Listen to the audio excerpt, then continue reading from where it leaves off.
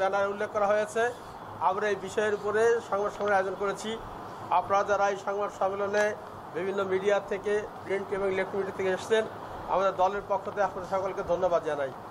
একথা বলে আজকের এই সংবাদ সম্মেলনের লিখিত বক্তব্য পাঠ করা শুরু করছি। সম্মানিত সাংবাদিক ভাইয়েরা, আসসালামু আলাইকুম।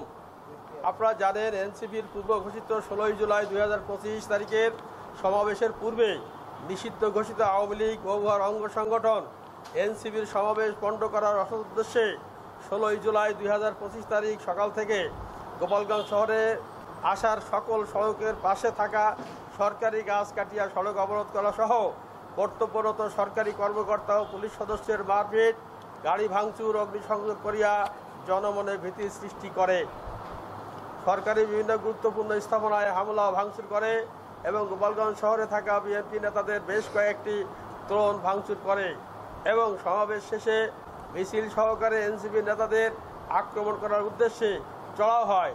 এক পর্যায়ে এনসিপির নেতাকর্মীরাও আওয়ামী লীগের নেতাকর্মীদের ধাওয়া পাল্টা ধাওয়ার অনেক লোক হতাহত হয়। আইন শৃঙ্খলা রক্ষাকারী বাহিনী গোপালগঞ্জ সদর, কোটালীপাড়া, টুঙ্গিপাড়া, কাশিয়ানী, মকসুদপুর থানায় কয়েকটি মামলা করে। ওই সকল মামলায় কোনো নিরীহ শান্তিপ্রিয় নাগরিক যাহাতে হয়রানি না হয় সেই দিকে গোপালগঞ্জ জেলা প্রশাসক, পুলিশ সুপার, সেনা সদস্য, নৌবাহিনী সদস্য, বিজিবি সদস্য সহ সকল আইন শৃঙ্খলা রক্ষাকারী বাহিনীর প্রতি বিশেষ অনুরোধ রইল। 16 জুলাই 2025 তারিখ গোপালগঞ্জ পৌর পার্কে এনসিবির সমাবেশকে কেন্দ্র করিয়া গোপালগঞ্জ জেলার বিভিন্ন থানায় যে সকল মামলার ঘটনা ঘটিয়াছে তাহার জন্য গোপালগঞ্জ জেলা বিএনপি তীব্র নিন্দা ও ক্ষোভ প্রকাশ করছে।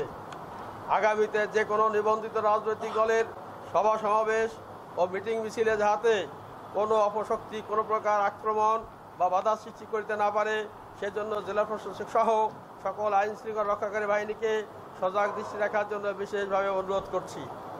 গোপালগঞ্জ জেলার পরিবেশ পরিস্থিতি শান্ত হইলে গোপালগঞ্জ জেলা বিএনপি উহার সকল অঙ্গ সংগঠন এবং সহযোগী সংগঠন হামলা ও সন্ত্রাসের বিরুদ্ধে বিক্ষোভ মিছিল ও সভা সমাবেশের অনুষ্ঠানের আয়োজন করিবে।